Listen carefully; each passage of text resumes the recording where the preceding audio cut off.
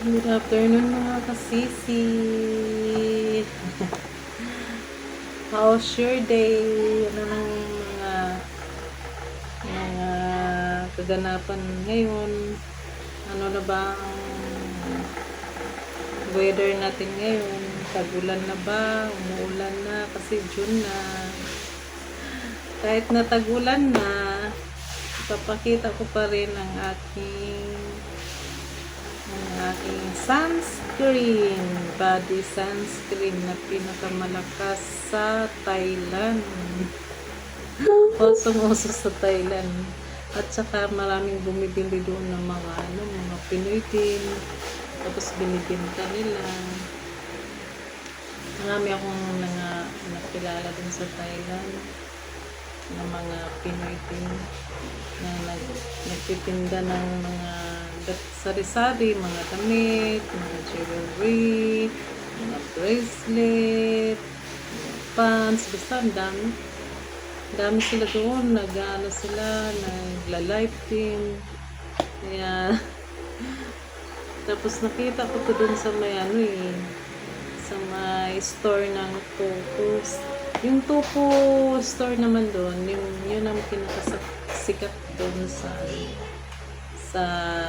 Thailand kasi hindi siya masyadong hindi siya masyadong mataas ang presyo, sakto lang, hindi rin kamahalan, makakabili talaga. Tapos ang dami doon, maamis ka sa yung mga paninda nila. May sila, coffee, may mga dito, yung pang sa tea, basta marami doon. May mga sabon, sari-sari na, may pabango, may mga sa mga skin, mga sunscreen, mga toothpaste, tapos mga shampoo, may mga hair color pa, tapos may pang underarm. Basta marami kang makikita doon sa loob ng Topo store na yun. Yun ang pinapunta ng mga Pinoy din eh. Ang daming pumupunta doon para mamili. Kung meron silang business na doon sila bumibili kasi hindi nga mahal, sakto lang. Hindi naman siya ganun ka mura din, may presyo din naman syempre. Tapos yun, pumasok kami doon, din kami doon, tingin-tingin. Kasi mamiss ko talaga sa mga paninda, may mga pang make-up, ang dami doon, make-up, may lipstick, lip tint, eyebrow, may mga pabango pa sa bahay, tapos meron din mga sabon, tapos may mga din sila, may mga pasalubong din, mga candy, basta napakadami. Mamiss ka talaga sa kanila, sobra. Sabi ko, money na lang ang yung kula. Kasi mainganyo ka rin na bumili kasi ang gaganda ng mga paninda nila. Tapos pag pumupunta ka doon, ang daming tao. Well, kadalasan mga Pinoy, ang daming bumibili doon. Meron din ibang mga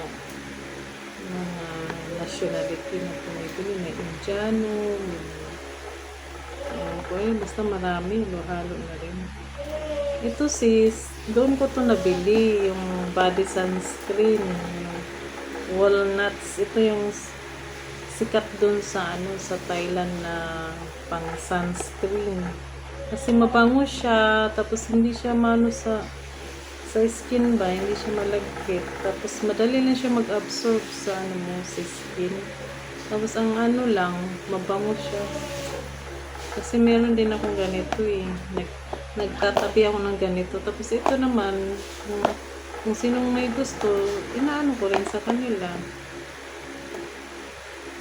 Pinapakita ko to. Ito yung sunscreen na pinagkaguluhan sa Thailand. Tapos maraming mga nagbe-business doon. Ito sis, ang ganda nito super. Hindi ako magsasabi ng ano pag hindi ko na-try. Maganda siya, super talaga. Kaya nagkikip ako ng sunscreen.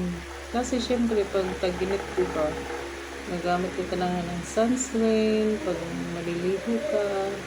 O sige mga sisi, napakahaba na ng kwento natin.